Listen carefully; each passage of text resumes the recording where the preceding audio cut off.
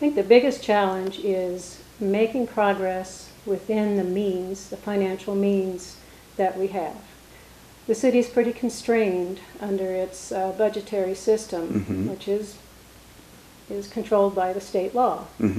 So we have to be very creative about finding solutions to challenges, finding ways to develop that are sustainable, finding ways to fix our roads and repair our infrastructure, as well as bringing in new amenities. Those are going to cost money, and we've got to be creative about finding other sources of revenue. The Dells, to me, represent a revenue-generating opportunity for the city. If the city were to acquire that 84 acres and enter into a public-private partnership with a nonprofit organization that could develop a resource center, an environmental education center, kind of a beginning point for entering the trail system. And I see other recreation opportunities there besides the hiking trails that are already being built in the Granite Gardens area.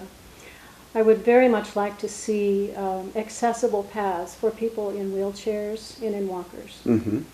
We are a population that's aging, and I love recreation. I don't ever want to quit, even if I have to be out there in a walker. I want to be outdoors.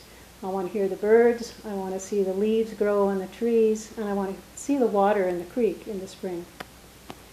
So the Dells present to me not only an opportunity to preserve the natural beauty, also the historic character and the cultural character of it, but a future economic opportunity for the city. With my background in government and law, I would push persistently and consistently for more open government, not just between the council and the people, between the government and the people, but among the council itself and the way it relates to the staff.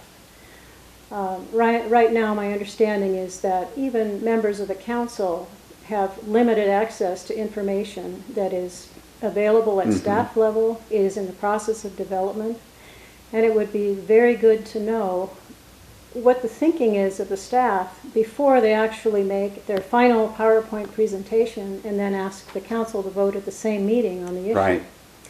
I would like more time to study the issues before being asked to vote on it. And I would bring to the council a voice that is more knowledgeable about process of government. I would raise openly issues of why wasn't this presented before, why weren't we informed. I would need to talk with the mayor and the city manager. I'd like to see some differences in the way they develop the agenda.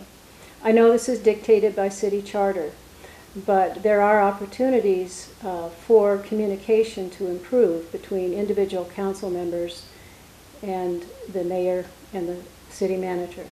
We need collaboration among all government, all levels of government, and with the nonprofits that are here in Prescott. There are many nonprofits doing great things, but they're struggling, particularly with the recent recession. I think we need to work together on things that are important to the community, things like safe alternative transportation, development of and improvement of the greenways, acquisition of open space even. I'm on the board of the Central Arizona Land Trust, and I know that there are many tools available to acquire not only fee title to the land, but conservation easements. And these are tools that benefit the landowners to allow them an opportunity to pay fewer taxes. So it requires a lot of conversation, a lot of interaction. The mayor and the council have to be willing to communicate with nonprofits and with other governmental entities. I was very disappointed to see that the council is not funding its membership in the Citizens Water Advisory Committee. That's the very kind of thing that Senators Flake and McCain are encouraging us to do.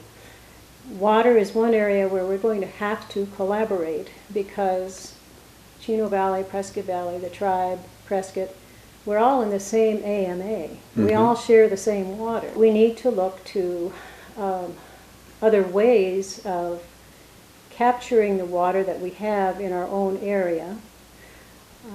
We do have the Big Chino, the rights to the Big Chino, but even though we have the legal right, I'm not sure it's the right thing to take water from another watershed and to take it away from the headwaters of the Verde River, which downstream is a wild and scenic river, and the only free-flowing river left in Arizona. That's an important treasure for the entire state. First of all, I threw out the idea that, thinking outside of the box, we should consider selling the Big Chino and taking that money and developing an infrastructure within Prescott that would capture as much water as we can and store it. We definitely need to increase our storage capacity for water during those lean times. I think that would bring us a long way, but I don't have the science behind it. We need a lot more study of water trends, water depletion, what storage capacity we would need, and the cost of the infrastructure we would need to develop. I would put a lot more emphasis and raise the stature of planning, because we really need to take action that thinks ahead. It's not just about today or today's generation. I'll be gone in probably 30 to 40 years. But I do care about my children and their grandchildren and future generations. I know the public perception is that the employees are slackers and they get paid no matter whether they work hard or very little, but that is definitely not my impression of the people in City Hall. There are some very good people working there. They work hard, and I think they deserve to be valued. Right out of finishing my master's degree, I got a job in the planning department in Missoula, Montana.